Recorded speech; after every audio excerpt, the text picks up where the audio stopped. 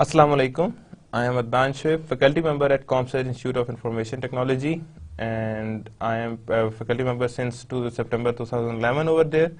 I have done my master's from NUST and then MBA from FAST. So today our course is starting with the first lecture, and the first lecture is about the cost accounting. Our course name is Cost Accounting, and we are starting with the first lecture.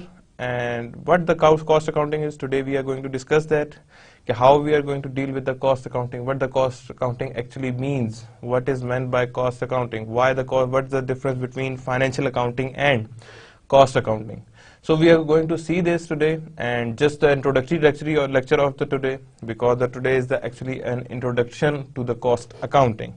What the cost accounting, what the basic concept that exists. So today, welcome to this course, and the course name is Cost Accounting.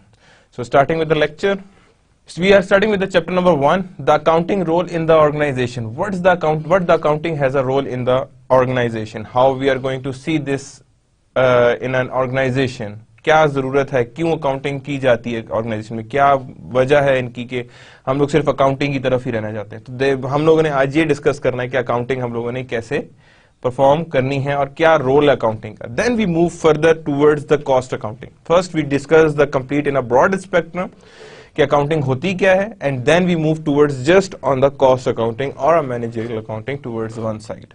So starting with the course, that we are discussing the chapter number 1. Here I am also mentioning you our readings. The readings are of two books. One is the Cost Accounting, the Managerial Emphasis by Horngren. 14th edition. That's a very good book and very detailed and very comprehensive book. It's a good book. You can easily purchase it, and it's easily available in the market.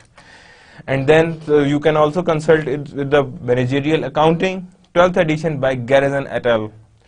These two books are a very good books about the cost accounting, because managerial accounting is also being another form of cost accounting. Because so we are following these two books for the chapter number 1, so you can easily have a reading of it. So you can easily got the reference from these books. ये आपको books जो है वो इसका reference provide करेंगे. ये complete chapter के जो contents हैं वो इन दो books से ही आपको मिल जाएंगे. So starting with the first topic. Okay, accounting discipline overview. What accounting is? Managerial accounting measures, analyze, report financial and non-financial information to help managers make decisions to fulfill organizational goals. Managerial accounting need not to be GAAP compliant. Why it's not be the GAAP compliant? GAAP means generally accepted accounting principle. कि हम इसे GAAP हमें क्यों चाहिए, हम क्यों GAAP की तरफ जा रहे हैं. So that we are going to see कि क्यों नहीं चाहिए cost accounting को, और cost accounting में ऐसी क्या चीज है कि that we do not move towards other things.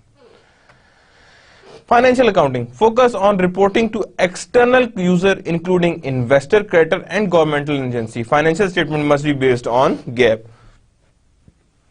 Now the important thing is that manager accounting need not to be GAAP compliant, and this is required to be GAAP compliant. But one more thing, the above you can see that helps the manager in managerial accounting और देख क्या लिखा हुआ है, that it helps the manager, जबकि financial accounting is for the creditor, investor and governmental agencies. इनके लिए required है. Means जो managerial accounting है या cost accounting है, that is for the internal users और managers, और फाइनेंशियल अकाउंटिंग जो है वो यूज कौन करता है, गवर्नमेंट इन्वेस्टर्स यानी एक्सटर्नल यूजर्स हैं. मींस मैनेजरियल या कॉस्ट अकाउंटिंग किसके लिए कौन यूज करता है, that is internal managers use करते हैं.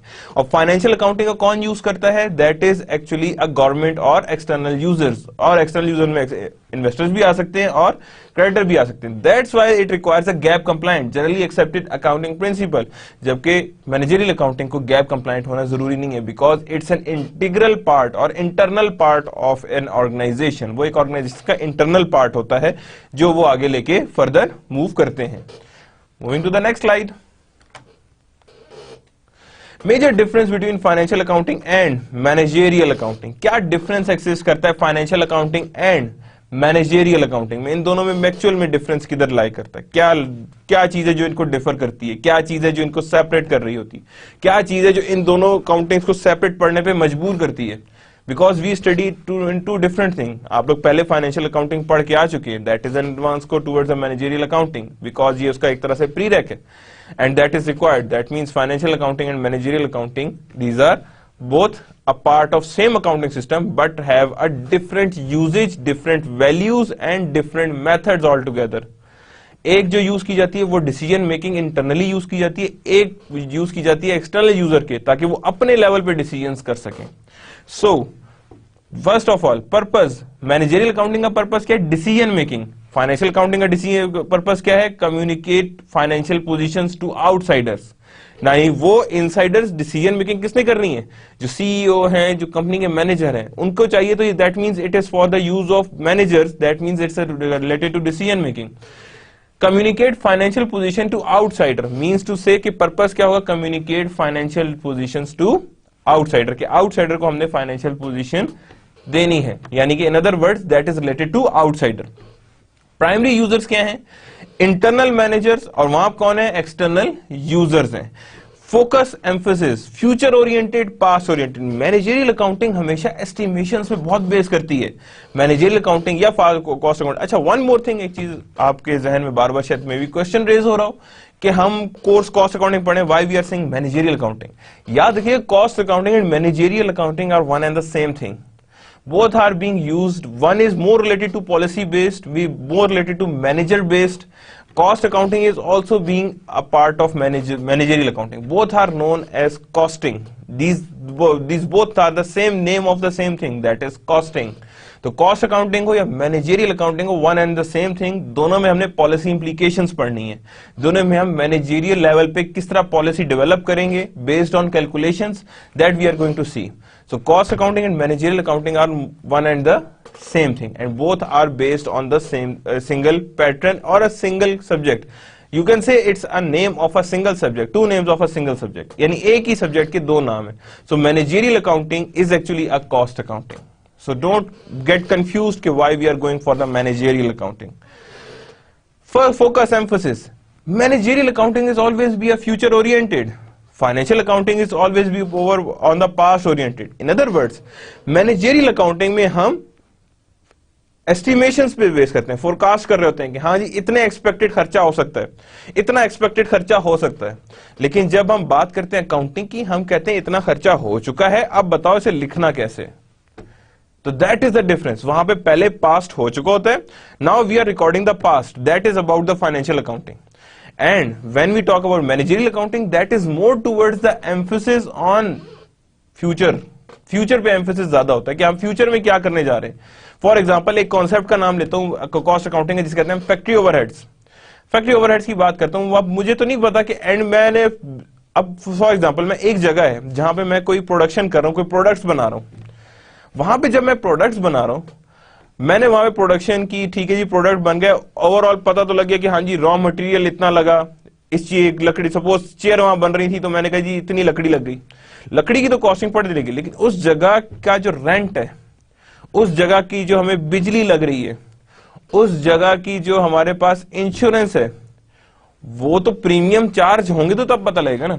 अब ये तो नहीं हो सकता कि मैं पूरा महीना प्रोडक्ट अपने पास रखूं कि नहीं बिजली का बिल आ जाएगा तब मैं उसके बाद वो बिजली का बिल भी सब में डिवाइड करके कॉस्ट निकाल के फिर बेचने जाऊंगा. नहीं, you just estimate these things कि हाँ यार एक्सपेक्टेड है कि इस जगह का बिजली का बिल इतना आएगा, लिहाजा इतना बिल इस प्रोडक्ट कॉस्ट में ऐड करो और इन प्रोडक्ट्स को बेचो. ये नहीं कि हमने महीने 2 महीने तक रखना है. अब इंश्योरेंस प्रीमियम हम साल बाद देते हैं. अब साल बाद तो नहीं, हम प्रोडक्ट तो सारा साल बन रही हैं, अब साल बाद का प्रीमियम हमें एक्चुअली तो नहीं पता, तो वी एस्टिमेट कि हाँ जी तकरीबन इंश्योरेंस प्रीमियम इतना जाएगा और इतना प्रीमियम हमारा लगेगा. तो we estimate these things and estimation is always based on future oriented, के फ्यूचर में एस्टिमेशंस किस जगह पे लाई करेंगी. नेक्स्ट है rules. Do not have to follow GAAP, cost versus benefit, GAAP compliant and CPA audited. यहां पे याद रखिए रूल्स क्या है. ये गैप को, मैनेजरियल अकाउंटिंग कभी भी गैप को फॉलो नहीं करती. जनरली एक्सेप्टेड अकाउंटिंग प्रिंसिपल, ये कभी भी गैप को फॉलो नहीं करेगी, चाहे जो मर्जी हो जाए. ये gap that doesn't follow the gap को ये फॉलो नहीं करेंगे. कॉस्ट वर्सेस बेनिफिट, यानी कि कॉस्ट और बेनिफिट्स को सिर्फ मेजर करते हैं और आपस में कंपेयर कर रहे होते हैं। तो that means do not allow a gap, gap को कभी भी ये नहीं फॉलो, कभी भी नहीं करते गैप को, जनरली एक्सेप्टेड अकाउंटिंग प्रिंसिपल कभी फॉलो नहीं होता, ये चीज याद रखिएगा। Rules, gap compliant for financial accounting, not compliant for managerial accounting. And audit किसका होना है? फाइनेंशियल अकाउंटिंग का ऑडिट होना है, कॉस्ट अकाउंटिंग का ऑडिट नहीं होना। Time span, ultra current to very long time horizon. Ultra current का मतलब मुझे 1 घंटे बाद चाहिए, 1 लम्हे बाद चाहिए, 1 मिनट बाद चाहिए, यानी इतना करंट भी हो सकता है ये, यानी it would be more frequent. आपको डेली टू डेली भी कॉस्ट मैनेजरियल अकाउंटिंग में रिकॉर्ड चाहिए होंगे, रिपोर्टिंग चाहिए होगी, और may be very long time horse, 5 साल की भी कॉस्टिंग की रिपोर्ट्स रिक्वायर्ड हो। और वहां पे क्या है, नॉर्मली मंथली, क्वार्टरली या ईयरली रिपोर्ट्स निकलती हैं in case of financial accounting. Time span कितना है? बिहेवियरल इशू कितना है? क्योंकि हमने टाइम स्पैन अभी डिस्कस कर लिया। Now moving towards the behavioural issue. Design to influence employee behaviour. अब बिहेवियरल इशू क्या है कि हम लोगों ने एम्प्लॉय का बिहेवियर चेंज करने के लिए, indirect effect on employee behaviour. Employee कौन होते हैं? विद इन द ऑर्गेनाइजेशन जो लोग काम कर रहे हैं उन्हें हम एम्प्लॉय कहते हैं। और design to influence employee behaviour, जब इंटरनल कोई चीज है तो जाहिर बात है अगर हमें पता लगेगा हाँ जी कॉस्ट बढ़ रही है, प्रॉफिट कम हो रहा है, तो that means it is for the behavioural issue, यानी ये डिजाइन किया जाता है कि इन्फ्लुएंस कर सके हम एम्प्लॉय का बिहेवियर क्या है। फॉर एग्जाम्पल, अब मैं कहता हूं आपने एक एम्प्लॉय हायर किया है, वो सारा दिन सोता है, कोई काम नहीं करता, तो आपको से जब तक नहीं बताओगे कि हाँ जी कॉस्ट आपकी जैसे बढ़ रही है not because of your performance, तो आप काम नहीं कर रहे हो। तो इसका मतलब है आपने उस एम्प्लॉय को रियलाइज कराना है कि दैट मींस कि that cost is increasing just because of your lower performance, and here indirect effect on employee behavior. employee behavior उसका करेगा, अगर organization is not earning, उसे क्या लगेगा, या लॉस में जा रही है, वो समझेगा कि that organization is going to be closed। तो जब उसे ये शक होगा that means it's an indirect effect on employee behavior, वो कोई और काम ढूंढने की कोशिश करेगा या वो काम छोड़ने की कोशिश करेगा। Now strategy and management accounting. What's the strategy regarding this thing? देखें, यही अकाउंटिंग है, कॉस्ट अकाउंटिंग हुई है जिसकी बेस पे आप स्ट्रेटेजीज डेवलप करते हैं, जिसकी बेस पे आप ऑब्जेक्टिव डेवलप करते हैं ऑर्गेनाइजेशन के, और जिसी की बेस पे आप अपने गोल्स को सेट करते हैं of an organisation. So how it helps in the making the goals of an organisation, we are going to see this. Strategy, specific how an organization matches its own capability with the opportunity in the marketplace to accomplish its objectives। अब पहला काम क्या है कि strategy का, कि वो company की कैपेबिलिटीज और रिसोर्सेज और अपॉर्चुनिटीज को मैच करे और अपने ऑब्जेक्टिव्स को अकम्प्लिश करे in the market, that what we known as strategy. If I am talking about the strategy, strategy के बारे में सिर्फ मैं इतना ही कहूंगा कि देखें, it's an and result of your planning. जब आप कोई चीज प्लान करते हैं तो एंड रिजल्ट उसका क्या आएगा कि दैट इज द स्ट्रेटेजी, और ये स्ट्रेटेजी हमने यूज करके अपने प्लान को अचीव करना है। सो इन अदर वर्ड्स, अगर मैं बहुत शॉर्ट डेफिनेशन में स्ट्रेटेजी को कहूं तो that is it's actually and result of a planning, यानी जितना मैं प्लान करूंगा उसी हिसाब से इसका एंड रिजल्ट सामने आएंगे। Strategic cost management focus specifically on the cost dimension with in the firm overall strategy. यानी अब स्ट्रेटेजी में सारी की सारी तो कॉस्ट नहीं होगी, strategy is the complete broad spectrum strategy, उसमें कुछ पोर्शन होगा that is based on managerial accounting या कॉस्ट अकाउंटिंग, उसमें से कुछ पोर्शन जो है वो जिसे हम कहेंगे that is something known as cost accounting, यानी कॉस्ट अकाउंटिंग से वो रिलेट कर रहा होगा या मैनेजरियल अकाउंटिंग से रिलेट कर रहा होगा। Focus on specifically on the cost dimension, उस स्ट्रेटेजी की कॉस्ट डायमेंशन भी होगी और उसको हम लोगों ने उसके हिसाब से स्ट्रेटेजी बनानी है। फॉर एग्जांपल, आप कोई R&D का कोई नया सेल खोल रहे हैं या रिसर्च एंड डेवलपमेंट स्टार्ट कर रहे हैं, तो डेफिनेटली उसमें एक कॉस्ट प्रोस्पेक्टिव होगा कि हाँ जी कि ये अगर स्टार्ट किया तो what would be the cost increase and how can we reduce the cost. और अगर चले अभी तो कॉस्ट लग रही है रिसर्च एंड डेवलपमेंट में, जब ये मशीनरी डेवलप हो गई तो how it would save our cost, that is also being a part of cost accounting, ये भी एक कॉस्ट अकाउंटिंग का ही पार्ट है। Strategic management, strategy and management accounting. Management accounting helps to answer important questions as who are our most important customer and how do we deliver value to them. एक चीज की value हमारे जहन में क्या होती है? फॉर एग्जाम्पल, आप मार्केट से कुछ परचेज करने गए हैं, एक चीज आपको आपके जैसी एक चीज को जहन देखते हैं तो आपके जहन में आता है कि यार ये तकरीबन इतने की होगी। अगर वो उससे ऊपर चार्ज करता है तो आपके जहन में होता है नहीं यार ये महंगी है, अगर उससे कम होता है आप कहते हो यार ये बहुत अच्छी है। तो दैट मींस कि हमने वैल्यू डिलीवर करनी है। आपने अपने जहन में जो बनाई है वो उसकी वैल्यू थी, वो उसकी वैल्यू थी। अगर वैल्यू तब वो आपके जहन में आएगी जब आपके जहन में जो प्राइस है उससे कम पे हो। अब प्राइस कम कब होगी? जब हमारी कॉस्ट कम होगी, और जब हमारी कॉस्ट कम होगी तो ओवरऑल हमारा प्रॉफिट भी बढ़ेगा। तो डेफिनेटली ये जब it's all related to the cost, कि जैसी हमने अगर वैल्यू डिलीवर करनी है तो we have to be very cost effective in terms of pricing, कि हमें अपनी कॉस्ट इफेक्टिव होना पड़ेगा।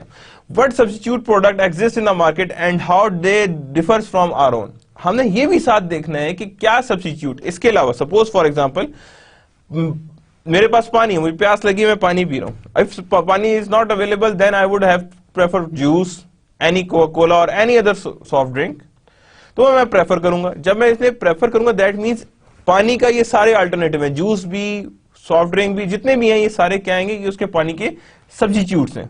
तो सब्स्टिट्यूट्स को हमने देखना है कि हाँ यार अगर ठीक है पानी महंगा हो रहा है तो सब्स्टिट्यूट सस्ते हो रहे हैं, लोगों ने सब्स्टिट्यूट ज्यादा खरीदने हैं, पानी कम खरीदना है। सो दैट मींस हमने ये भी साथ देखना है कि सब्स्टिट्यूट की प्राइस कितनी चेंज हो रही है और कितने एग्जिस्ट करते हैं और कितना डिफरेंट है आपकी प्रोडक्ट से। जितने वो डिफरेंट होंगे वो उतने नजर आएंगे। What is our critical capability? हमारी बेसिक कैपेबिलिटी क्या है? हर बिजनेस की एक यूएसपी होती है, यूनिवर्सल सेलिंग पॉइंट, यूएसपी जिसे कहते हैं। यूएसपी होती है कि हाँ जी यार ये चीज इसमें वेरी स्ट्रांग है, ये चीज इसकी कम स्ट्रांग है। कोई लोग होते हैं जो अपनी लो कॉस्ट पे बेस कर रहे हैं, कोई ब्रांड होते हैं जो अपनी हायर इमेज की बेस पे बेस कर रहे होते हैं, लेकिन हर एक के पास कोई ना कोई स्पेसिफिक कैपेबिलिटी होती है जो दूसरे के पास नहीं होती। वो हमारा कहलाता है यूएसपी। वही कह रहे हैं what is the critical capability, कौन सी हमारी क्रिटिकल कैपेबिलिटी और उस कैपेबिलिटीज को हम किस तरह कैश कर सकते हैं इन टर्म्स ऑफ कॉस्ट, यानी हम कॉस्ट के जरिए उसे किस तरह हम पूरा कर सकते हैं। Will we have enough cash to support our strategy or will we need to seek additional sources? क्या हमारे पास इतना रिसोर्सेज है कि जो हमने स्ट्रेटेजी या प्लान बनाया है उसको हम लोग अच्छी तरह फंड कर सकें? अगर हमारे पास इतने पैसे नहीं है then we could go for the additional sources. कहीं से फंड्स हमने अरेंज करने हैं, कहीं से जब हमने फंड्स अरेंज करने हैं तो वो हम लोगों ने देखना है कि कहां से और किस तरह से एडिशनल फंड्स अरेंज करने हैं टू मीट आवर स्ट्रेटेजीज, जिस तरह हम लोग अपने स्ट्रेटेजीज को मीट कर सकें। नेक्स्ट है management accounting and value. Creating value is an important part of planning and implementation strategy. याद रखिएगा planning and implementation are the very important steps. जब भी हम बात करते हैं कि हाँ जी किसी भी चीज की इंप्लीमेंटेशन की, तो यानी मैं if I am going to plan something, मैं स्टार्ट करता हूं planning and then start with the implementation strategy. So that means कि मैं प्लानिंग और इंप्लीमेंटेशन दोनों आमने सामने रख के ही बात कर रहा हूं। फर्स्ट ऑफ ऑल हर चीज को प्लान किया जाता है and then we start implementation. Planning तब की जाती है when future is not certainly known, और हमने स्टार्ट में बात की है it is related to future about managerial accounting. So creating value is important कि जब भी हम कोई चीज प्लान करें और इंप्लीमेंट करें, फॉर एग्जांपल मैं कोई चीज ऐसी बनाता हूं जिसकी ना वैल्यू और ना इंप्लीमेंट होने का कोई फायदा है, then there is zero results. For example if you are making something जो ऑलरेडी मार्केट से ऑब्सोलीट हो चुकी है, उसके लिए आप को प्लान कर रहे हैं उसे बनाने का और उसे इंप्लीमेंट करना चाहते हैं, तो इट्स अंडरस्टूड कि वो वैल्यू नहीं जनरेट करी, वैल्यू के without value you are just wasting your time. So you should develop anything in which we should create a value and have an implementation. Value is the usefulness of a customer gains from a company products and services, यानी क्या gain करेगा customer. मैं कहता हूं suppose आप जो जहन में प्राइस सोच रहे थे उस प्राइस से कम में चीज मिल गई आपको, डेफिनेटली आपने वैल्यू गेन किया, आपको एक सेटिस्फेक्शन होगी पास। वो सेटिस्फेक्शन हम थ्रू कॉस्ट अकाउंटिंग या मैनेजरियल अकाउंटिंग अचीव करने की कोशिश करते हैं। Then value chain is the sequence of business function in which customer usefulness is added to the product और सर्विस। अब क्या हो रहा है, value chain is the sequence of business function. Business functions क्या होते हैं, स्टार्ट होते हैं रॉ मटेरियल, रॉ मटेरियल से हम प्रोडक्शन में जाएगा, प्रोडक्शन से वो प्रोसेसिंग होगा, प्रोसेसिंग के बाद वो एंड कंप्लीट क्या नाम है कंप्लीट प्रोडक्ट बनेगा, कंप्लीट प्रोडक्ट से फिर वो होलसेलर पे जाएगा, होलसेलर से रिटेलर पे जाएगा, रिटेलर से कस्टमर पे जाएगा। This is the whole chain of business function जिसे हम कहते हैं sequence of business function in which customer usefulness is added to product और सर्विस, यानी कि कस्टमर को यूजफुलनेस जो है वो एडेड टू प्रोडक्ट और सर्विस, यानी कि कितना यूजफुल होगा एक प्रोडक्ट फॉर कस्टमर वो हम उसमें ऐड कर देंगे। The value chain is consist of research and development. पहला स्टेप क्या है, रिसर्च एंड डेवलपमेंट, क्योंकि पहले रिसर्च करेंगे ताकि जो प्रोडक्ट बनाना है वो बन के सामने आए। डिजाइन करेंगे, नेक्स्ट का work is to design the product. Then production, production करेंगे हम, then marketing, then distribution, and then customer service. These are the whole steps of the value chain. That's how the value chain is consist of. First of all, research and development, design, production, marketing, distribution, customer services. These all are actually related to value chain. ये value chain से related हैं. These are the parts of value chain, जिसे कहते हैं हम overall sequence of business functions. Now, here is the illustration of a value chain. How the value chain will be developed. It's exhibit 1-2 from the Horngren book. You can easily get the reference from there. Manager in different parts of the value chain. Research and development. जारी बात है, आपने कहा जी research and development funds चाहिए, कहेंगे जी funds हमारे पास इतने हैं, आपने एक प्रोडक्ट बना लिया, आपने कहा जी ये प्रोडक्ट बहुत महंगी है, then you have to cut the cost, again managerial accounting is involved. Then design of product, services and process. किस तरह का डिजाइन करना चाहिए, किस तरह का डिजाइन हमें कॉस्ट इफेक्टिव है, किस तरह का डिजाइन हमारे पास लीस्ट कॉस्ट इफेक्टिव है. Then again it's a managerial accounting. Production, production करनी है, कितनी अमाउंट की करनी है, क्या फुल कैपेसिटी पे रन करना है, क्या इकोनॉमीज ऑफ स्केल जनरेट करनी है, ये सारे decisions are related to managerial accounting. Then marketing, what to market, where to market, कितना मार्केटिंग बजट होना चाहिए. ये ना हो कि पता लगा हमने मार्केटिंग बजट बहुत ज्यादा है और फायदा कोई नहीं, पता लगा हमने बहुत एक्सटेंसिव मार्केट की है, पूरा फॉर एग्जांपल एरिया जो है हमने रिस्पेक्टिव एरिया जो है हर जगह ही हमने बैनर पोस्टर लगा दी, पता लगा प्रोडक्ट सिर्फ 2 सेल हुई हैं. दैट मीन्स हमारा एडवर्टाइजिंग बजट ज्यादा था, कॉस्ट ज्यादा थी, बेनिफिट कम हुआ है.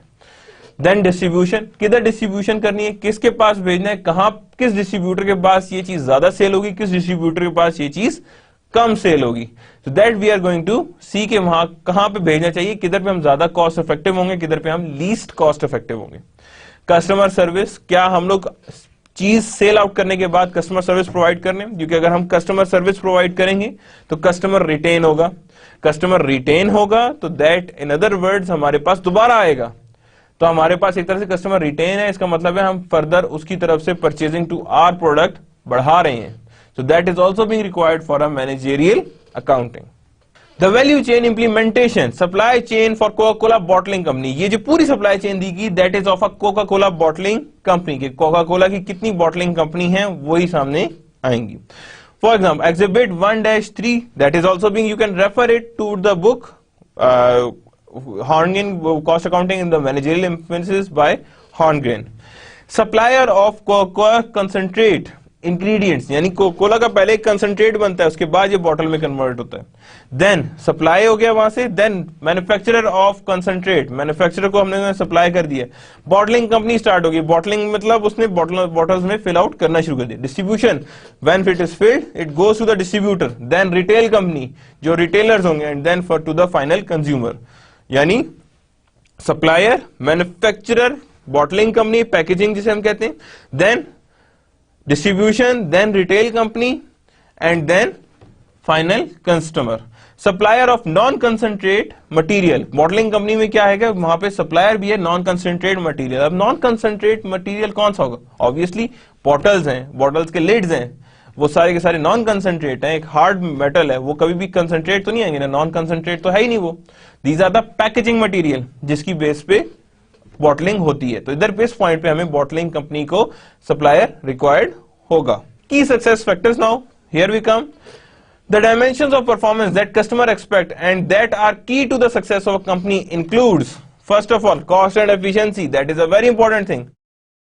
कोई भी देखें, कोई भी ऐसी मशीनरी है जो लीस्ट इनपुट ले मैक्सिमम आउटपुट ले, दैट इज कॉस्ट एफिशिएंट. हम मैक्सिमम टाइम पे कार लेते हैं, कोई ऐसी मशीन लेते हैं, कोई होम अप्लायंस लेते हैं, कोई हेयर ड्रायर लेते हैं, पता लगा वो बिजली जो है वो ज्यादा खा रहा है, काम कम कर रहा है. पता लगा जी हमें कि वो चार्ज 15 घंटे होता है, काम आधा घंटा करता है. That means maximum input least output. Same is the case with the car, कि हम उसी को कहते हैं कॉस्ट एफिशिएंट, जो कॉस्ट एफिशिएंट हो, जो लो maximum output and least input पे बिलीव करता हो. So that means cost and efficiency is important. Then quality is also being very important. Quality नहीं गिरनी चाहिए, जो मर्जी हो, कॉस्ट एफिशिएंट हो. Cost efficient and then quality. Time, कितना टाइम रिडक्शन हो सकती है. अब फॉर एग्जांपल हम कहें जी कॉस्ट एफिशिएंट है, यहां से सऊदी अरब जाना कि थ्रू हम लोग अगर हम थ्रू क्या नाम है शिप जाएंगे, अगर हम शिप के थ्रू जाएं तो वहां पे कॉस्ट इफेक्टिव है, कम पैसे लेंगे, लेकिन टाइम कितना लगेगा, तो इसका मतलब है वहां पे टाइम का फैक्टर रह जाता है, कॉस्ट एफिशिएंट तो हो जाएगा। That's why people use plane to go to Saudi Arab. So that's the thing कि यहां पे आपको टाइम को भी मैटर करना होता है। Innovation is also being very important. मैं एक चीज को सिमिलर नहीं ले सकता, अगर मैं इनोवेशन नहीं करूंगा तो मैं कभी अपडेशन नहीं करूंगा, अपडेशन नहीं करूंगा तो न्यू टेक्नोलॉजी मेरे पास नहीं आएगी, और न्यू टेक्नोलॉजी मेरे पास नहीं आएगी तो याद रखिएगा मैं कभी भी कॉस्ट एफिशिएंट नहीं हो सकता। मैं अगर बात करूं कि आज से पहले जो फर्स्ट कंप्यूटर हार्ड डिस्क आई थी वो ऑलमोस्ट जो थी वो 1.2 GB की थी, और वो इतनी बड़ी हार्ड डिस्क होती थी। अब हार्ड डिस्क का साइज कम होता जा रहा है और उसकी स्पेस बढ़ती जा रही है। दैट मीन्स वो कॉस्ट एफिशिएंट हो रहा है just because of innovation and technology. ये दो चीजों की बेस पे वो अपडेट होता जा रहा है, कॉस्ट एफिशिएंट होता जा रहा है। Planning and control system, next come things. Planning selects goal, predicts results, decide how to attain goal and communicate this to the organization. क्या करता है? Planning select goals, predicts results, decide how to attain goals and communicate this to the organization. कि planning सबसे पहले goal select करेगी, then predict करेगी results कि हाँ जी अगर मैंने ये काम किया तो ये result आएगा expectedly, and decide how to attain goals कि इन goals को मैंने कैसे attain करना है, and communicate this to the organization. और उसके बाद जब करने के बाद I would communicate this to the organization कि मैं उसे कहाँ communicate करूंगा, in the organization कि हाँ जी ये goal select हुए हैं, उन goals को achieve करने की ये plan हुआ है और ये predicted results है, so though that we are going to communicate and we are going to implement this planning कि हम इस planning को implement करना चाह रहे हैं। Budget, the most important planning tool, that is the very good thing कि आप बजट बनाएं। हर चीज जब भी आप कोई काम करते हैं आप कहते हैं जी बजट बनाना है। आप घर का ले लें, आपको पॉकेट मनी मिलती है, पॉकेट मनी में बजट बनाते हैं कि हाँ जी पूरा महीना मैंने इसके अंदर गुजारना है, तो that means it's my budget, ये मेरा बजट है। आपको सैलरी मिलती है, that means that is your budget, और आपने उस बजट के अंदर ही रहकर काम करना है, तो that means budget the most important planning tool. Budget is always be the most important planning tools. Control takes action that implements the planning decision, decide how to evaluate performance and provide feedback to the organization.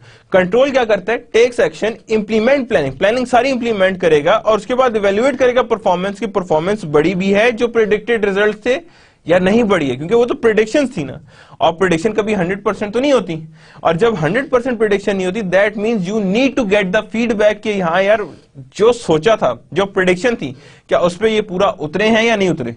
That what we known as control, इसी को हम कहते हैं that is control, और इसी को control करके हम फर्दर आगे चलते हैं। The 5 step decision making process in planning and control के कौन कौन से 5 स्टेप्स होते हैं जिसकी वजह से डिसीजन मेकिंग करने हैं। अच्छा याद रखिए डिसीजन दो तरह का होता है, एक डिसीजन होता है जिसे हम कहते हैं इंट्यूटिव डिसीजन, एक डिसीजन होता है जिसे हम कहते हैं that is based on rational decision. Intuitive decision याद रखिएगा हमेशा बेस करता है on the your experience, on your basis of intuition, जबकि हमारा ओवरऑल रैशनल डिसीजन मेकिंग तब वर्क करता है जब हमें कोई एक्सपीरियंस ना हो and we are using the steps for it. So that is the decision making process. First of all, identify the problem and uncertainty. If I would ask a simple question to you, what is meant by problem? Many of you say hurdle. Many of you say that it's uncertainty. Many of you say that it's something that I don't want. लेकिन actual definition, जो actual definition problem की है, the difference between actual and desired state, जो आप चाह रहे हो और जो हो रहा है, जब भी इसके बीच में डिफरेंस आएगा, जब भी इसके बीच में डिफरेंस आएगा तो याद रखिएगा that is known as problem, कि जो आप चाह रहे हो और जो हो रहा है, जब भी इन दोनों के बीच में डिफरेंस आया that is known as your problem, इसे हम कहते हैं प्रॉब्लम। ऑब्टेन इंफॉर्मेशन, क्या करेंगे उस प्रॉब्लम के बारे में जितनी भी इंफॉर्मेशन है सारी ऑब्टेन करेंगे कि हाँ जी ये प्रॉब्लम कहां से राइज हुई, किधर से राइज हुई, क्या वजूहात हैं, क्या रीजन है, सारा इंफॉर्मेशन लिया। Make prediction about the future, हम उसके बाद प्रेडिक्शन करेंगे कि अगर ये प्रॉब्लम चलती रही तो what would be the prediction, क्या होगा और क्या नहीं होगा। That means we are going to predict something, कि प्रेडिक्शन करते हैं हम फ्यूचर में कि फ्यूचर में ये चीजें होनी है। Make prediction by choosing between alternatives, कि कौन कौन से अल्टरनेटिव हैं जो प्रॉब्लम सॉल्व कर सकते हैं, and which one is the better alternative, कौन सा अल्टरनेटिव बेटर है जिससे ये प्रॉब्लम सॉल्व हो सकती है, जिससे हम सॉल्व आउट करके इसे सामने ला सकते हैं। यानी दोनों अल्टरनेटिव्स को हम आपस में कंपेयर करेंगे। Implement the decision, evaluate performance and learn, हम क्या करेंगे, इंप्लीमेंट करेंगे डिसीजन, उसके बाद अपनी परफॉर्मेंस इवेल्युएट करेंगे एंड देन लर्न, यानी कि जितने भी डिसीजन है हम करेंगे, इवेल्युएट करेंगे performance and then we learn कि हाँ जी कितना प्रॉब्लम में इंप्रूवमेंट आई है, कितनी प्रॉब्लम में इंप्रूवमेंट नहीं आई है। Now the management accounting guidelines, कि मैनेजमेंट अकाउंटिंग किस तरह की जाती है, what would be the guidelines for it. First one, cost benefit, हर जगह पे हमने वैल्यूएशन किस बेस पे करनी, cost and benefit. Cost benefit approach is commonly used. Benefit generally must exceed cost as a basic decision rule. कि हमारा benefit हमेशा increase करना चाहिए from cost as a basic rule. कि जब हमने हमारे लिए decision तब feasible है when our benefit is more than cost. कि हमारा benefit क्या होगा, more than cost, यानी cost से ज्यादा हमारा benefit चलेगा। यानी without, अगर इसका reverse होगा तो obviously हमें loss है, लेकिन हमारी कोशिश ये होगी कि that benefit should be more than cost, that is a basic decision rule. ये एक बेसिक डिसीजन रूल है जिसे हम कहते हैं। Behaviour and technical consideration, people are involve in decision not just dollar and cents, यानी कि मतलब है कि हम सिर्फ और सिर्फ ये नहीं कहेंगे कि हाँ जी 10 लाख 20 लाख जोड़े 30 लाख हो गए, जो फाइनेंशियल अकाउंटिंग में होता था कि हाँ जी बैलेंस शीट का बैलेंस इतना आ गया। नो, अब लोगों ने वो वैल्यू तो आ गई है, नेक्स्ट काम क्या है, make a decision on that. क्या करना है हमने, उस पर डिसीजन मेक करना है। सिर्फ डॉलर और सेंट्स इकट्ठे नहीं करने हमने और एक रिजल्ट निकाल के बैलेंस शीट में नहीं पुट करना, हमने उस रिजल्ट की बेस पे डिसीजंस करने, that are not just on based on dollar and cent, it's involve decision making. इसमें डिसीजन मेकिंग भी इन्वॉल्व है, और जो इन्वॉल्वमेंट है ये उसमें ओवरऑल पे ये चीजें इंक्लूड होंगी। Different definitions of cost may be used to different application. अब हर जगह की कॉस्ट क्यों डिफरेंट है। समटाइम्स कॉस्ट की डेफिनेशन किसी और पर्सपेक्टिव में डिफरेंट होगी, किसी और पर्सपेक्टिव में डिफरेंट होगी। मैं मैन्युफैक्चरिंग साइड पे जाऊंगा तो फैक्ट्री ओवरहेड्स आ जाएंगे, ये सब जाएंगे, बट मैं जब भी बात करूंगा मर्चेंडाइजिंग या कॉस्टिंग की, तो याद रखिएगा वहां पे ऑल टुगेदर इसकी वैल्यूज या इसका मतलब जो है वो ऑल टुगेदर डिफरेंट आएगा। So that means different definitions of cost may be used for different applications. कि different applications requires different cost, कि different cost में involve होती हैं। The typical organization structure and the management accounting. That is the typical organization. एक organization का जो structure होता है ना वो normally इस तरह का होता है, इससे different नहीं होता। इसी तरह का स्ट्रक्चर होता है और इसी तरह के स्ट्रक्चर को हम नॉर्मली यूज कर रहे होते हैं। That is a typical organisational structure, कि एक ऑर्गेनाइजेशनल स्ट्रक्चर कैसा हो सकता है और किस तरह से ये परफॉर्म कर सकता है। फर्स्ट ऑफ ऑल चेयरपर्सन होता है सीईओ, चीफ एग्जीक्यूटिव ऑफिसर, उसी के साथ बोर्ड ऑफ डायरेक्टर्स मिलकर बना रहे होते हैं, इंटरनल ऑडिट भी उन्हीं के अंडर आता है। देन प्रेसिडेंट होता है chief operating officer and then chief financial officer, यानी 3 चीफ हुए, chief executive, chief operating, chief financial. Then controller आ जाते हैं, कंट्रोलर डिपार्टमेंट है। कंट्रोलर में क्या क्या आ गया, functions, profitability reporting, inventory, loyalty, यानी सारा फाइनेंशियल अकाउंटिंग से रिलेट कर रहे हैं। टैक्सेस का डिपार्टमेंट आ गया, ट्रेजरी डिपार्टमेंट आ गया, रिस्क मैनेजमेंट आ गया, इन्वेस्टर रिलेशन डिपार्टमेंट आ गया, फाइनेंशियल प्लानिंग डिपार्टमेंट आ गया और इंटरनल ऑडिट डिपार्टमेंट आ गया। तो ये सारी की सारी चीजें क्या हैं, that is a typical organisational structure. कुछ प्रोफेशनल एथिक्स भी इन्वॉल्व होते हैं इसके अंदर, कुछ professional ethics in terms of के यार जो चीज आप लिखने लगे हो that means you should be sure about that, कि ठीक है आप इस पे कोई मिसबिहेव नहीं करने लगे उस वैल्यू के साथ। That is a very important thing in terms of cost accounting and in terms of financial accounting. There should be a professional ethics that would be involved in it. The 4 standards of ethical conduct for management accounting as advanced by the Institute of Management Accounting, यानी 4 standards हैं। First one, competence होना जरूरी है, then confidentiality, then integrity, then objectivity. First of all, talking about the competence. Competence means what? Competence का मतलब ये होता है कि that you would be quite capable, कि तुम्हें आपको पता है कि हाँ जी ये इस हेड के अंदर आएगा, ये रॉ मटेरियल है, ये डायरेक्ट मटेरियल है, ये डायरेक्ट लेबर है, ये फैक्ट्री ओवरहेड्स हैं, ये हमारे पास रिसीवेबल्स हैं, ये इन्वेंट्रीज हैं, then you would be quite competent. आपके पास नॉलेज हो उन चीजों की, नॉलेज होना इंपॉर्टेंट है। और नॉलेज इंपॉर्टेंट किस लिए? Because you require a competence. Competence के लिए नॉलेज होना जरूरी है। जो भी नॉलेज होगी that requires a competence. Then confidentiality, information leak out नहीं करनी। You should be confident enough, यानी कॉन्फिडेंशियलिटी एग्जिस्ट करनी चाहिए कि जितना आपने छुपा सकते हैं चीजों को कवर में रखें, जो चीज आप निकालना चाहते हैं वो सामने लाएं। Integrity, integrity means you should be lawful to yourself, you should be loyal to yourself. आपने कहीं किसी की पर्सनल बेनिफिट के लिए आपने मॉप तो नहीं किए वैल्यूज, आपने वैल्यूज चेंज तो नहीं किए, आपने उन्हें मैनिपुलेट तो नहीं किया, आपने बुक कुक अप तो नहीं किए, इसे कहते हैं कुकिंग अप ऑफ बुक, कि आप किसी बुक को कुक अप कर रहे हो। और ऑब्जेक्टिविटी, आपके आंसर्स ऑब्जेक्टिव होंगे, इन टर्म्स ऑफ वैल्यूज होंगे कि हाँ जी इतना लॉस, इतना प्रॉफिट, इतनी हायर कॉस्ट जा रही है, इतनी लोअर कॉस्ट हो रही है। That means your answer should be objective. कि अगर if there is a four things that are exist, that means you are ethically professional. Then some of the professional ethics issues, first of all, बहुत ज़्यादा exist करता है, that is earning management. Now, what is meant by earning management? That means managing of earnings. Earning management means when you are manipulating earnings, that is known as earning management.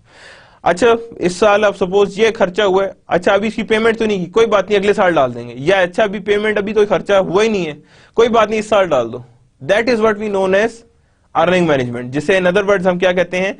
Discretionary और non discretionary accruals. कि एक discretionary accrual जिसमें आपकी अपनी डिस्क्रिशनर involve होती है कि ये मैं मर्जी है कि अर्निंग के अंदर इंक्लूड करूं या ना करूं, गैप रूल मुझे कुछ नहीं कहेगा, कुछ भी नहीं कहेगा। That is known as earning management. और एक होती नॉन डिस्क्रिशनरी अक्रूवल, कि जिसे मैं चेंज चाह के भी नहीं कर सकता, because it's not on my discretion, it's non discretionary accruals. And कुछ होती हैं जो डिस्क्रिशनरी अक्रूवल्स, जिन्हें मैं चाह के चेंज कर सकता हूं, मैनिपुलेट कर सकता हूं। Often adjustment involve cost accounting, product cost and inventory valuation. Often adjustment किस तरह होती हैं? कॉस्ट अकाउंटिंग से, कॉस्ट अकाउंटिंग के अंदर कर रहे होते हैं हम, हाँ जी कॉस्ट ऑफ गुड्स सोल्ड ज्यादा शो कर दिया, इन्वेंट्री वैल्यूएशन कम शो कर दी। दैट मीन्स कि you are actually managing your earning. Stretching legitimate accounting technique, यानी आप गैप को एट द एंड से यूज कर रहे हैं। For example if I would say कि यह एक सर्कल है, फॉर एग्जाम्पल मैं कहता हूं एक सर्कल है, ये एक सर्कल है, फॉर एग्जाम्पल एक सर्कल है, और ये पूरा गैप है, और गैप कह रहा है जी इसके अंदर लाए करोगे तो then it would be right. आप इसे कॉर्नर पे बिठाओ, आप इसे कॉर्नर पे लेके चल रहे हो, यानी it would B at the corner side, यानी कि बिल्कुल आप उस टूल को बस जस्ट टच कर रहे हो, you are just complianting it, not centering it, यानी कि जस्ट उसे पूरा कर रहे हो कि हाँ जी हम बस इंची इंची हैं चीज अंदर, यानी कि इन अदर वर्ड इंची इंची हम रूल्स को फॉलो कर रहे हैं जितने हमारे करने चाहिए, but you are not completely following the GAAP, यानी that you are not GAAP centred but GAAP compliant. Outright fraud, directly fraud किया कि हाँ इतने लिखने थे, इतने कम लिखे, बाकी जेब में रख लिए। That is also being related to professional ethics. These are the major things that exist in the accounting about the professional ethics. कि जिसमें outright fraud किया हो, आपने लिखा कुछ और है, आए पैसे कितने थे, बीच में से आपने पैसे गबन कर गए, जिन्हें कहते हैं हम defaulter. Professional ethical issues also involves earning management, low cost production at any cost, whistle blower रिटेलिएशंस। कई दफा होता है कि आप बहुत कॉस्ट कम कर रहे हैं तो विसल ब्लोअर रिटेलिएशन आती है कि लोग कहते हैं क्या हमसे तो चीजें लेना शुरू कर दी हैं, आपने कहा जी एसी चल रहा है, आपने कहा नहीं जी कॉस्ट लग रही है, आपने एसी बंद कर दिया, तो ऑब्वियसली क्या होगा, एक रिटेलिएशन नजर आएगी। फिक्सिंग प्राइसेस, आप प्राइसेस कांस्टेंट फिक्स करना चाहते हैं, तो आप जब फिक्सिंग ऑफ प्राइसेस करेंगे तो that means it's also being an ethical issue. Bribery and other corruption, bribery means रिश्वत, obviously that involve some of the cost accounting issues and it involves obviously the corruptions of many areas in the cost accounting. Hiding managerial acts, बहुत सारे acts ऐसे होते हैं जिनको आपको hide करना पड़ जाता है।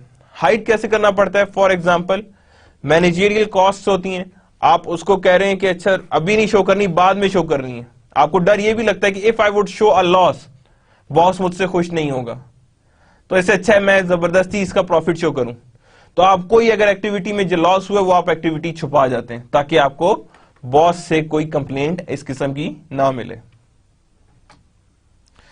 देन अकाउंटेंट्स दो तरह के होते हैं, एक होता है फाइनेंशियल अकाउंटेंट और एक कहलाता है managerial accountant. Financial accountant provide information to external parties, investor, creditor, regulator, donors, यानी चार होते हैं जो फाइनेंशियल अकाउंटेंट बेसिकली इनको इंफॉर्मेशन प्रोवाइड कर रहे हैं। कौन है? इन्वेस्टर, क्रेडिटर, रेगुलेटर, डोनर्स, यानी ये चार चीजें जिन्हें हम लोगों ने फाइनेंशियल अकाउंटेंट इंफॉर्मेशन प्रोवाइड करता है। मैनेजरियल अकाउंटेंट सिर्फ एक को इंफॉर्मेशन प्रोवाइड करता है, वो कौन है? मैनेजर। सिर्फ और सिर्फ उसका डीलिंग मैनेजर से, उसका कोई आउटर साइड से डीलिंग नहीं है कि मैं कहूं कि हाँ जी उसने इन्वेस्टर को भी वो रिपोर्ट दिखानी, नो, उसने क्रेडिटर को भी रिपोर्ट दिखानी, नो, उसको रेगुलेटर को भी रिपोर्ट दिखानी, नो, डोनर को भी रिपोर्ट दिखानी, no.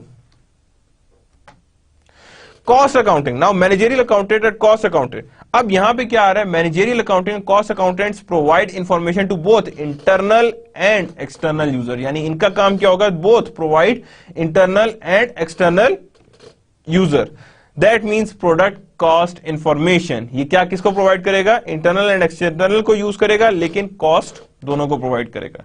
But though both of them involves a managerial accounting, cost accounting को ही यूज करते हैं। वही इंफॉर्मेशन जो मैनेजर को चाहिए वो इंफॉर्मेशन प्रोडक्ट कॉस्ट की है जो कॉस्ट अकाउंटिंग को भी रिक्वायर्ड होगी।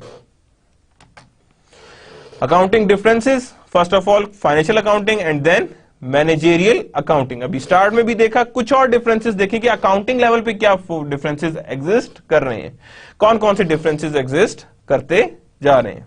Financial accounting, external focus, internal focus, whole organisation. Financial accounting whole organisation की होती है, लेकिन मैनेजरियल अकाउंटिंग सिर्फ सेगमेंट और डिवीजन की बनती है, कंप्लीट ऑर्गेनाइजेशन की कॉस्ट अकाउंटिंग नहीं होती, एक डिपार्टमेंट की हो गई, एक यूनिट की हो गई। फाइनेंशियल अकाउंटिंग हिस्टोरिकल बेस पे होती है, वो करंट और प्रोजेक्टेड मींस फ्यूचर, वो किसे बेस कर रही होती है? फ्यूचर पे बेस कर रही होती है। फाइनेंशियल अकाउंटिंग क्वांटिटेटिव होती है, मैनेजरियल अकाउंटिंग क्वालिटेटिव होती है, यानी कि वो क्वांटिटेटिव और क्वालिटेटिव दोनों एग्जिस्ट कर सकती है, क्योंकि मैनेजरियल में qualitative means you are just judging the behaviour, और जब बिहेवियर चेक कर रहे हैं that means you are getting on the qualitative and quantitative दोनों, जबकि financial accounting is just based on quantitative nature. Monetary, financial accounting is always be a monetary. Managerial accounting can exist monetary and non-monetary. दोनों तरह से वो exist कर सकते हैं कि in terms of transaction भी कुछ हुआ और मे भी कुछ ऐसी चीजें रिकॉर्ड हो रही हो जिसमें in terms of transaction ना हुआ, जैसे depreciation है, कोई transaction नहीं होती उसकी, so that means it could be non-monetary. Financial accounting verifiable होती है, क्या होती है वो? वेरीफाइएबल, आप वेरीफाई कराते हैं चार्टर्ड अकाउंटेंट से, ऑडिट होता है उसका। Managerial accounting timely reasonable estimates, उसमें सिर्फ और सिर्फ क्या इन्वॉल्व होते हैं? कॉस्ट अकाउंटिंग में एस्टीमेट्स इन्वॉल्व होते हैं और वही एस्टीमेट्स हम आगे लेके चलते हैं। फाइनेंशियल अकाउंटिंग गैप फॉलो करती है, वहां पे सिर्फ एक रूल है क्या नाम मैनेजरियल अकाउंटिंग में, और वो क्या है? Benefit exceeds cost. क्या है वो? Benefit exceeds cost. यहां पे लास्ट में फॉर्मल रिकॉर्ड कीपिंग होती है, वहां पे फॉर्मल और इनफॉर्मल, मैनेजरियल अकाउंटिंग में फॉर्मल और इनफॉर्मल दोनों तरीके से रिकॉर्ड कीपिंग होती है, यानी दोनों तरह से आप रिकॉर्ड को मेंटेन करते हैं। Now product cost, how the product will be costed and how what are the requirement for the product cost. दो तरह की प्रोडक्ट कॉस्ट होती है, upstream cost, downstream cost. Upstream cost क्या है? प्रोडक्शन में जितनी कॉस्ट लग रही है वो सारी कहलाएगी अपस्ट्रीम कॉस्ट। डाउनस्ट्रीम कॉस्ट वो होती है जिसे हम कहते हैं कि that is related to selling of the product, that is related to selling of the product, उसे कहते हैं हम डाउनस्ट्रीम कॉस्ट। अपस्ट्रीम कॉस्ट क्या होती है? रिसर्च करनी है, डेवलपमेंट है, प्रोडक्ट डिजाइन है, सप्लाई चेन है, ये सारी की सारी known as upstream cost related to production. And related to selling या डिस्ट्रीब्यूशन जितनी भी कॉस्ट होंगी उसे हम कहते हैं marketing, distribution and customer service. In other words, upstream cost is also be known as product cost and downstream cost is also be known as period cost. यानी एक को कहते हैं हम product cost और दूसरे को क्या कहते हैं हम period cost. Product cost, period cost. याद रखिएगा चीज को। Relationship of financial management and cost accounting, यानी फाइनेंशियल की management and cost accounting, financial accounting, management accounting and cost accounting. अब यहां पे देखें फाइनेंशियल अकाउंटिंग, मैनेजमेंट अकाउंटिंग दोनों को रिलेट करें तो क्या बनती है, वो कॉस्ट अकाउंटिंग बनती है। क्या बनती है, वो कॉस्ट अकाउंटिंग बनती है। In other words management accounting is also being a part of cost accounting, यानी that is what we known as cost accounting. और इसी कॉस्ट अकाउंटिंग को हम यूज करते हैं, that is known as product cost, और पीरियड कॉस्ट भी इसी में ही इन्वॉल्व होती है। Product cost information external parties, product cost information जब भी निकालते हैं external parties, stock holder, creditors, regulators and donors for investment and credit decisions, compliance with gap, enterprise focus. क्या होगा ये एंटरप्राइज फोकस, यानी कि सारा का सारा फोकस क्या होगा, हमारी फर्म क्या कर रही है, और इसके अंदर हम इन्वेस्टर, क्रेडिटर और कंप्लायंस ऑफ गैप सारों को हम मेंटेन करते हैं। यानी इन अदर वर्ड्स ये सारी की सारी चीजें हम इंफॉर्मेशन देते हैं, but in the form of financial accounting. Direct costing नहीं जारी होती, वो सिर्फ और सिर्फ मैनेजर को यूज होती है। मैं रिपीट कर रहा हूं कि दैट एक्सटर्नल पार्टीज को सिर्फ प्रोडक्ट की कॉस्ट इंफॉर्मेशन जाती है, जिसे हम इन अदर वर्ड्स कहते हैं cost of good sold statement. क्या कहते हैं उसे हम, cost of good sold statement. Internal parties, managers कौन से होते हैं, internal parties, planning, controlling, decision making, evaluating performance, include upstreams and downstreams cost and disaggregated. यानी इन अदर वर्ड्स अगर आप गौर से देखें तो ये वाला जितना पोर्शन है, ये वाला जितना पोर्शन है that is related to cost accounting. किससे रिलेट कर रहा है, कॉस्ट अकाउंटिंग से, and that is completely related to financial accounting. ये सारी इंफॉर्मेशन आपको फाइनेंशियल अकाउंटिंग से मिल जाएगी। So in other words it would be used by internal parties या मैनेजर्स यूज करेंगे, और वो क्या है, वो हमारी एक्सटर्नल पार्टीज में इन्वॉल्व होंगे। अकाउंटिंग बॉडीज, किस किस तरह के अकाउंटिंग रूल्स हैं, अकाउंटिंग बॉडीज हैं जो सारी की सारी चीजें ये रिलेट करती हैं, ये सारी की सारी चीजें कंट्रोल कर रही होती हैं। कौन कौन सी हैं वो देखें जी, financial public company accounting oversight board, यानी कि public company accounting oversight board that is an actually organization जो सारे के सारे रूल्स रेगुलेट कर रही होती, जितने भी रूल्स एग्जिस्ट करें उन सारों को ये रेगुलेट कर रही होती। सिक्योरिटी एंड एक्सचेंज कमीशन, ये पाकिस्तान में भी security and exchange commission Pakistan, I would prefer you if you people would visit this site security and exchange commission dot org. Financial accounting standard board FASB, financial accounting standard board that is also weak board जो सारे के सारे ruling of accounting को manage करता है। Institute of management accounting IMA, क्या कहते हैं इसे, institute of management accounting IMA, ये एक्चुअली रिलेट करता है सारी रूलिंग और सारे तरीकों से ऑफ मैनेजरियल अकाउंटिंग या कॉस्ट अकाउंटिंग के। Society of management accounting of Canada, ये भी एक मैनेजमेंट अकाउंटिंग है, यानी again it's relate to the cost accounting. Cost accounting standard board that is CASP, that is a board जो सारी की सारे तरीके या मेथड इन्वॉल्व करता है कि हमने किस तरह जॉब कॉस्टिंग करनी है, किस तरह हमने प्रोसेस कॉस्टिंग को इन्वॉल्व करना है। Now organisational strategy, next thing is based on the organisational strategy. क्या ऑर्गेनाइजेशनल स्ट्रेटेजीज में इसके में क्या इन्वॉल्वमेंट एग्जिस्ट करती है। फर्स्ट ऑफ ऑल स्ट्रेटजी क्या होनी चाहिए, डेवलप मिशन स्टेटमेंट। सबसे पहला इंपॉर्टेंट काम क्या होता है किसी भी ऑर्गेनाइजेशन के लिए, मिशन स्टेटमेंट डेवलप हो। नेक्स्ट इंप्लीमेंट द स्ट्रेटजी, जो आपने प्लानिंग के थ्रू सजेस्ट की है उस स्ट्रेटजी को आपने इंप्लीमेंट करना है। Then develop resources to create value for consumer and shareholders, यानी ऐसी रिसोर्सेज लेके आनी है जो आपकी कस्टमर या शेयर होल्डर की वैल्यू को बढ़ाए, कम ना करे, जो आपकी कस्टमर या शेयर होल्डर की वैल्यू को बढ़ाए, कम ना करे। Recognize that each organisation is unique, ये याद रखिएगा हर ऑर्गेनाइजेशन अपने लेवल पे यूनिक होती है। Thus unique strategy must be developed, क्या होगा, यूनिक स्ट्रेटेजी लाजमी डेवलप की जाएगी। Recognize each organisation is unique, thus unique strategy must be develop. हर एक ऑर्गेनाइजेशन की एक ऑर्गेनाइजेशन की स्ट्रेटेजी दूसरी ऑर्गेनाइजेशन में कभी भी इंप्लीमेंट नहीं हो सकती हैं, चाहे आप जो मर्जी कर लें। That means you should recognise that each organisation is unique. And then develop the mission statement, obviously. Implementation strategy, develop or deploy resources to create value for customer and shareholder. ऐसे resources बनाएं जो customer और shareholders की value को improve करें. And then recognize that each organization is unique, thus unique strategy must be developed. Then 5 factors जो involve होते हैं ऑर्गेनाइजेशनल स्ट्रेटेजी बनाने के लिए या कामयाबी के लिए, ऑर्गेनाइजेशन स्ट्रेटेजी ने अगर कामयाब होना है तो ये 5 फैक्टर्स का ख्याल लाजमी रखना है जब भी स्ट्रेटेजी बनानी है। ये अगर 5 फैक्टर्स का ख्याल रखेंगे तो तब आपके पास एक्चुअल ऑर्गेनाइजेशनल स्ट्रेटेजी सामने आएगी। फर्स्ट ऑफ ऑल 5 फैक्टर में कोर कॉम्पिटेंसी, पहली काम क्या करेंगे हम, कोर कॉम्पिटेंसी, कि आपको पता हो कि हाँ जी मेरी कॉम्पिटेंसी या इस ऑर्गेनाइजेशन की कॉम्पिटेंसी क्या है और मैं उसी के ऊपर उसी कॉम्पिटेंसी को कैश करने की कोशिश करूं। नेक्स्ट क्या है, ऑर्गेनाइजेशनल कल्चर, क्या ऑर्गेनाइजेशनल कल्चर, किस किस्म का ऑर्गेनाइजेशनल कल्चर एग्जिस्ट करता है, क्योंकि आप कल्चर के अगेंस्ट कोई चीज नहीं बना सकते स्ट्रेटेजी, बिकॉज पूरी ऑर्गेनाइजेशन तबाह हो जाएगी if you break the culture of an organisation.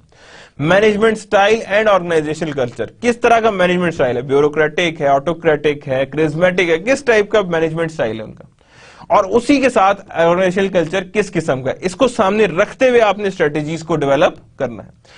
Organisational constraint, क्या क्या रुकावटें हैं, क्या क्या लिमिटेशन ऑर्गेनाइजेशन की, बिकॉज आप उन लिमिटेशंस को ब्रेक नहीं कर पाएंगे, स्ट्रेटेजी उन लिमिटेशंस को सामने रखते हुए आपने बनानी है ताकि आपकी स्ट्रेटेजी वर्केबल हो, इंप्लीमेंटेबल हो और can easily be get to the achievement point. Environmental constraints, क्या एनवायरमेंटल कंस्ट्रेंट्स है, किस वजह से हम कोई चीज नहीं यूज कर सकते। हम तो माशाल्लाह पाकिस्तान में रहते हैं, पाकिस्तान में चारों मौसम होते हैं, कुछ कंट्रीज ऐसी हैं जहां पे एनवायरमेंटल कंस्ट्रेंट्स एग्जिस्ट करते हैं, जहां पे सिर्फ सारा साल सर्दी रहती है, गर्मी होती ही नहीं है, तो that means there exist an environmental constraints. Then core competencies, critical function और activity providing a competitive advantage, वो चीज, यूनिवर्सल सेलिंग पॉइंट, यूएसपी, जो आपको बाकी फर्म से डिफरेंट कर दे। क्या कर दे आपको, बाकी फर्म से वो क्या कर दे, आपको डिफरेंट कर दे, तो उसे हम कहते हैं क्रिटिकल फंक्शंस और activity providing a competitive advantage. Cost leadership strategy, undercut competitor price, क्या करें, undercut competitor prices. Cost leadership क्या होती है कि आप कॉम्पिटेटर से अपनी प्राइस को लो रखें, और इतनी लो रखें कि आपको पता हो कि कॉम्पिटिटर इतने ऊपर नहीं आ सकते, so that is known as cost leadership strategy. अगर मैं टेलीकॉम सेक्टर की बात करूं तो एट दिस टाइम जोंग has the cost leadership strategy. Product differentiation strategy, superior quality product, अपनी प्रोडक्ट को in terms of quality differentiate करें, और unique services sold at the premium, कि यूनिक सर्विसेज हो और सोल्ड कब हो, एट प्रीमियम पॉइंट, यानी कि आप उसे डिफरेंट करें और प्रीमियम पे ही उसे सेल करें, because your product has a better quality as compare to other competitors product, कि बाकी कॉम्पिटिटर्स की प्रोडक्ट की बेस बजाय आपकी प्रोडक्ट ज्यादा बेहतर है और ज्यादा अच्छी है। देन ऑर्गेनाइजेशनल स्ट्रक्चर, जो ऑलरेडी हम लोगों ने डिस्कस कर चुके हैं, यहां पे हम देखेंगे कि ऑर्गेनाइजेशनल कल्चर हमारा क्या एग्जिस्ट कर रहा है। Distribution of authority and responsibility in an organization. Authority, right to use resources to accomplish a task or achieve an objective. यानी कि distribution of authority and responsibility is very important in organizational culture. First of all, authority, किसके पास control होना चाहिए, किसके पास authority होनी चाहिए, right to use resources, जिसमें authority में सबसे पहली चीज क्या आती है, right to use resources and accomplish a task और अचीव एन ऑब्जेक्टिव, और टास्क को अकम्प्लिश करना है ताकि हम ऑब्जेक्टिव्स अचीव कर सकें। Responsibility, obligation to accomplish a task, obligation क्या होंगे, टू अकम्प्लिश द टास्क, हमारी रिस्पॉन्सिबिलिटी। देखिए एक के पास अगर अथॉरिटी है वो किसी से रिस्पॉन्सिबिलिटी भी तो लेगा ना, और रिस्पॉन्सिबिलिटी क्या होगी कि ऑब्लिगेशन है कि you have to complete the task और अचीव द ऑब्जेक्टिव, और आपने ऑब्जेक्टिव अचीव करने हैं। 4 common organisational constraints that exist organisation है, कोई ना कोई लिमिटेशन तो एग्जिस्ट करेगी, नो ऑर्गेनाइजेशन इज परफेक्ट।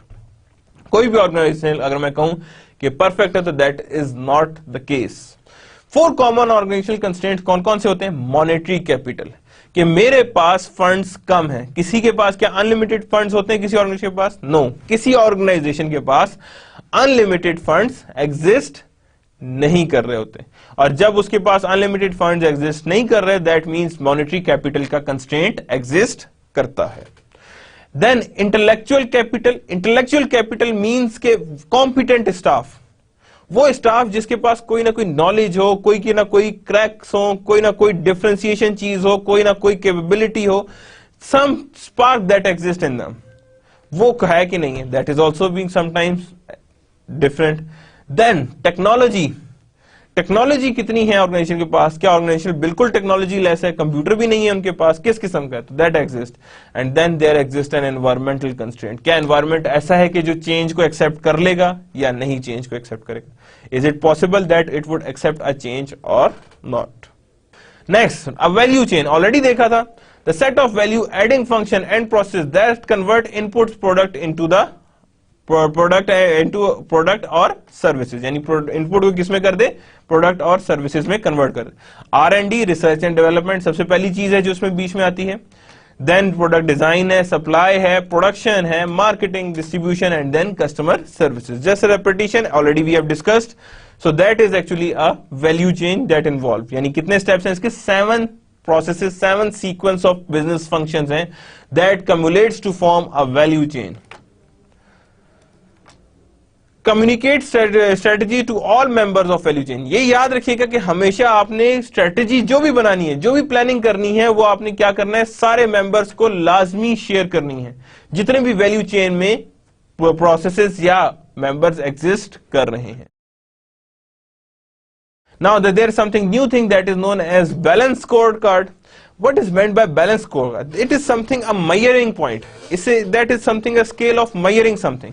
कि कोई चीज अगर आपने measure करनी तो that you use a balance scorecard.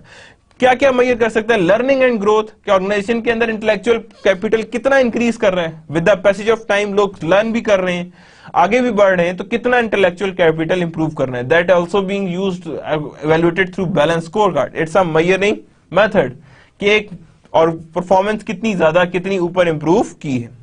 International business things to do well to meet customer needs and expectation, यानी कि इंटरनल बिजनेस के लिए होता है things to do well to meet customer needs and expectation, that is also being used for the balance scorecard, कि हाँ जी internal business में कितना कॉस्ट ने कोशिश की है कि कस्टमर को वैल्यू इंक्रीज की जाए और साथ ही कस्टमर की नीड्स को मीट किया जाए ताकि उनकी एक्सपेक्टेशंस पूरी उतरें। Customer value, how well the organization is doing relative to the important customer criteria, यानी एक ऑर्गेनाइजेशन कितनी ज्यादा कस्टमर के लिए को इंपॉर्टेंस दे रही है और उनके लिए कितनी क्वालिटी सर्विस या प्राइस लेके आ रही है, यानी how it is they are treating with their customer and how they are getting the quality for their customer, customers के लिए क्वालिटी कैसे लेके आ रहे हैं। Financial performance, addressed stockholders, shareholder concerns about profitability and organizational growth, कि यानी हम लोग स्टॉक होल्डर्स या स्टेक होल्डर्स को हम लोग कंसर्न्स होते हैं अबाउट प्रॉफिटेबिलिटी, कि कितनी प्रॉफिटेबिलिटी है, एंड ऑर्गेनाइजेशनल ग्रोथ, कि कितनी ऑर्गेनाइजेशनल ग्रोथ है। तो ये हमने सारी ग्रोथ भी बैलेंस स्कोरकार्ड के थ्रू मेजर या इवैल्यूएट की जाती है। Ethics and legislation, there are some ethics and legislation, obviously कुछ यहाँ पे एप्लीकेबल हैं, कुछ यहाँ पे एप्लीकेबल नहीं है। जो ये लिखे हुए these are mostly applicable to UK and Canada. Sarbanes-Oxley Act, CEO and CFO personally accountable for the accuracy of their organizational financial reporting, यानी क्या है ये एक्ट कि CEO and CFO are actually personally responsible for the reporting and accuracy of your organizational financial reporting. That is an act and it can be applicable to any country.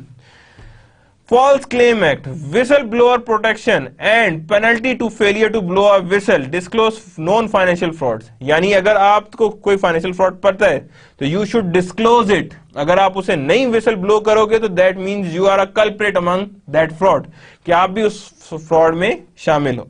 Dodd-Frank Act, encourage whistle blowing with award of 10 to 30% of amount recovered, यानी कि अगर आप बताएंगे कि हाँ जी इतने amount का fraud हुआ है तो मे बी आपको 10 to 30% of that total amount of fraud मिल जाए। That is known as Dodd-Frank Act। Now ethics and management accounting, ethics का क्या इन्वॉल्वमेंट है, क्या रोल है मैनेजमेंट अकाउंटेंट के लिए।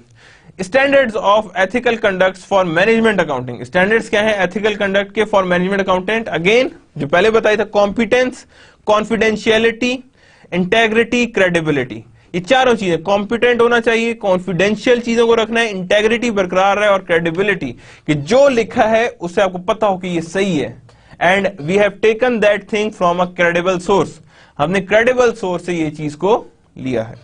एथिक्स इन मल्टीनेशनल, एक मल्टीनेशनल के अंदर क्या एथिक्स इन्वॉल्व होती हैं। First of all, if you are talking about the ethics in multinational, foreign corrupt practice act prohibits bribe, obtain, retain a business. Bribery को ये अवॉइड करता है. That act has a that type of issue. यानी कि ये act आपकी overall bribery को रोकता है. Then organisation economic corporation and development convention. अच्छा, ये जितने हम पढ़ रहे हैं ये सारे के सारे ओवरऑल हर कंट्री पे एप्लीकेबल है. क्राइम टू ऑफर, प्रॉमिस और give bribe to obtain, retain internal business deal. यानी कि ये क्या है, किस क्राइम्स को डील करता है कि आपने ऑफर किया, प्रॉमिस किया और ब्राइब किया किसी रिटेल डील को या बिजनेस डील को लेने के लिए. कि आपके पास टेंडर आया, आपने बीच में पैसे लगाए और अपने टेंडर अपने नाम कर दिया. That exist in this act. यानी ये एक्ट उस चीज को रोकता है और इस एक्ट के अगेंस्ट आप उस पर केस कर सकते हैं. ओके जी, today we have done very much lots of things. Let's have some review questions on that. First of all, what is the relationship among financial management and cost accounting? Obviously we have discussed this, that financial management and cost accounting has a relationship. Financial accounting is something here, management is here, and the combination is also being here. So normally cost accounting is over there, but it more relate towards the management accounting. So when it is related to management accounting, that means it's a relationship that exists. How is the balance scorecard used to implement an organizational strategy? Obviously देखा कि learning growth को भी वही deal कर रहा है, financial performance भी वही देख रहा है, operations performance भी वही देख रहा है. So we can use the balance scorecard and implement the organizational strategy. यानी balance scorecard को हम सामने रखेंगे and on the basis of that thing we are going to develop the organizational strategy. कि जितनी भी आई है हम organizational strategies को हम आगे लेकर जाएंगे. Where can accountant find ethical standards for cost accounting? Obviously हमने जो भी पढ़ा था cost accounting standard board CASB, वहां पे आपको मिल जाएंगे ethical standards के. कुछ ethical standards हमने पढ़े भी हैं and it could be easily available कि क्या क्या ethical standards involve होते हैं और वो सारे के सारे ethical standards हम इसमें incorporate कर सकते हैं. Means you can easily find the ethical standards that are required for the managerial या cost accounting. So that's the end of the today's lecture. Today we have discussed what the accounting is, how the differentiate with financial accounting, and how it works with the cost accounting and managerial accounting. Actually, managerial accounting is the vast concept and the cost accounting is a part of it. So we involve the managerial accounting and the cost accounting as one and the same thing, because managerial accounting also includes policy related issues. Cost accounting only deals with the calculation. So obviously we are making the managers over here, and future inshallah you will be all be the managers. तो इसलिए हम करेंगे क्या कि we are also going to see the policy making of this course. I hope you enjoyed today's lecture. Today is the first lecture, so I would recommend you our books. I think Cost Accounting, a managerial economic managerial emphasis, 14th edition by Horngren is your textbook, along with the managerial accounting 12th edition by Garrison et al. Is also being a good option. That we are going to use these two books in a combined manner. कि कभी कोई topic जहां पे बेहतर होगा वहां से pick करेंगे, कोई टॉपिक जहां से बेहतर होगा वहां से पिक करेंगे. जहां पे कैलकुलेशंस बेहतर होंगे वी गो देयर, जहां पॉलिसी रिलेटेड इश्यूज अच्छे होंगे तो that we good use there. But overall we are going to use these two books for our course. There is a readings in each and every lecture. I would also suggest a readings for you and also give you assignments. Obviously 3 to 4 assignments are there in your course. Same is with the quizzes, same is with the GDBs. 2 sectionals are involved and 1 final is involved. So overall your course is distributed among the whole semester. So that is the end of the today's lecture. I hope you enjoyed the today's lecture. Allah Hafiz.